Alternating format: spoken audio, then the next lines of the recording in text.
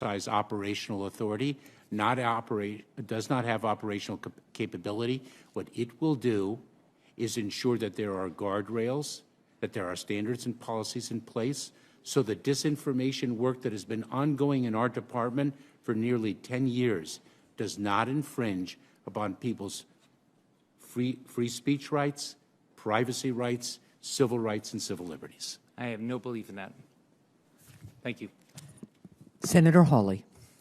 Thank you, Senator. Mr. Secretary, nice to see you again. Thank you for being here. Let's keep talking about this disinformation board if we could. The fact sheet from DHS on the disinformation board that you recently released defined disinformation this way: false information spread with the intent to deceive or mislead. You agree with that, I assume? That's your definition? Yes, I believe that's the definition. On the fact sheet. Broadly held. And you think it's important that the U.S. government combat this disinformation, right? I mean, you've testified to that. Senator, what I testified to is when disinformation threatens national security, threat to the security of our homeland, then we are engaged. Okay, all right, good. And I presume that's why you've set up this disinformation board. So let's have a look at the person whom you've selected to head this new disinformation policing effort, and let's look at what she has been spreading online. She has, for starters, consistently misinformed the public about the Hunter Biden laptop story and spread the lie that it was Russian propaganda. Here she is on October the 14th saying, disinformation experts say there are multiple red flags that raise doubts about their authenticity, meaning the emails, including questions about whether the laptop actually belongs to Hunter Biden. Of course, as it turns out, that's totally false. This laptop has been authenticated both by government entities and by independent news organizations. She went on. Here she is again, the same interview, saying that we should view it, meaning the laptop and apparently the whole story, as a Trump campaign product. That is also a lie, which you know. It's not a Trump campaign product. It never was a Trump campaign product. But she didn't stop there. Here she is on October the 22nd in 2020, this time taking to social media, saying that Biden notes 50 former NatSec officials and 5 former CIA heads that believe the laptop is a Russian influence op. Laundering here, using former government officials to launder the lie that this was in fact a Russian influence op, which of course is not true at all.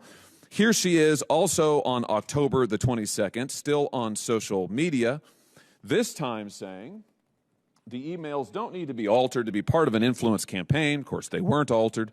Voters deserve that context, not a fairy tale about a laptop repair shop.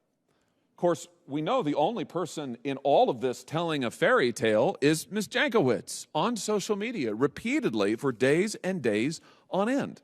How about a different set of examples?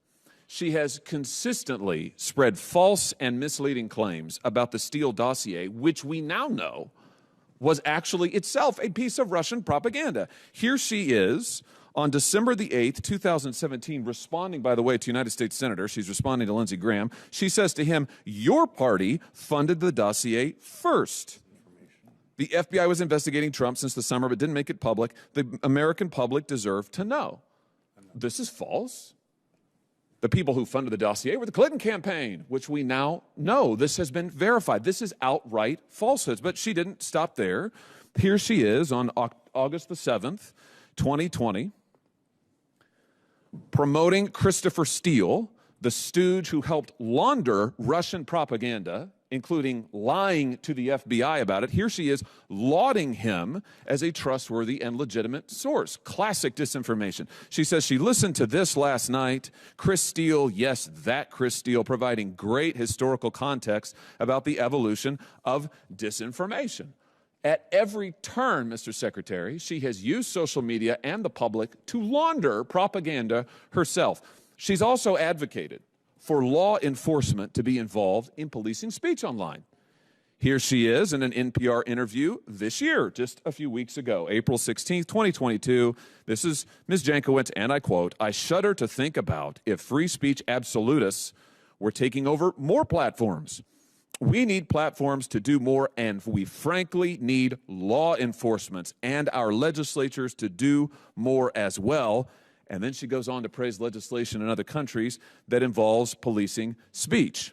Or here she is on February 17th of 2021 saying that the free speech versus censorship dichotomy is false, and calling herself in a TikTok video the Mary Poppins of disinformation, where she sings that members of Congress shouldn't be permitted to spread misinformation on the floor, and otherwise taking to task those who propagate views she disagrees with. Here's my question to you.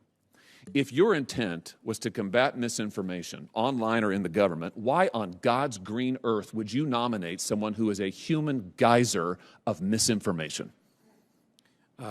Senator, I am ultimately responsible for the hiring of Ms. Jankowicz to be the executive director of the Disinformation Governance Board. In my capacity as the secretary, Why did you choose her? I bear responsibility for that. I understand that she is an expert in disinformation. Yes, indeed, spreading it. And she will have an obligation to execute her responsibilities in a nonpartisan way. Were you aware of these? Were you aware of this information when you chose her? Everything I've just shown you? I was not. How could you not be?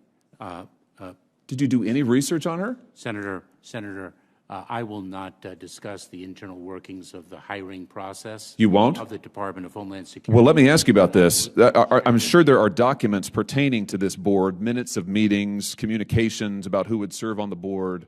Will you release those to this committee? Senator, there are not yet this governance board. Wait a minute. There are no minutes of meetings about this board? It is not yet. You've not created any records? It has not yet begun its work. You've hired her. You surely had deliberations about hiring her. The board has not yet met. You had deliberations about hiring her, though, correct? I did not, Senator. You just said that you are solely responsible for hiring her. In my capacity as the secretary, I bear responsibility. You're telling me that there are no documents associated with this board? That I don't know. You asked for meeting minutes of meetings, documents pertaining to the board, any records of communications about who would serve on the board. Will you turn those over to this committee? Any document pertaining to this board, will you turn it over to this committee? Senator, we owe you documents with respect to the work of this board that already are in existence. So you'll turn them all over. You will turn those documents over to this committee. Unless there is a legal basis for us not to do so, Senator, I will follow up with my colleagues on that. Wait a minute. You started to say yes, but then you just turned. Is that a yes, or is that's a maybe? I'll get back to you later. Senator, I owe openness and transparency with this committee, and we will produce the documents that you have requested unless there's a legal prohibition from us doing so. Thank you. Thank you. If I could just conclude, Mr. Chairman, here's the last thing I'll say on this, Mr. Secretary. We have 2 million unauthorized migrants who crossed the border last year during the calendar year. We have 245,390 illegal crossings just this year in the Rio Grande Valley.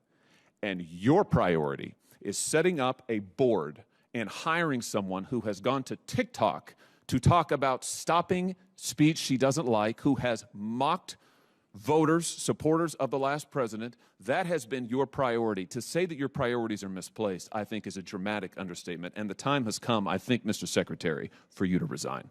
Thank you, Mr. Chairman. Thank you, Senator. I'm going to ask everybody to try to keep to the 7 minutes here. We've got 10-minute votes now, so we're going back and forth quite rapidly. And then on the second round, we're going to go to 5 minutes just because of the time crunch we have here with what's going on with votes. But on the first round, everyone will get 7 minutes.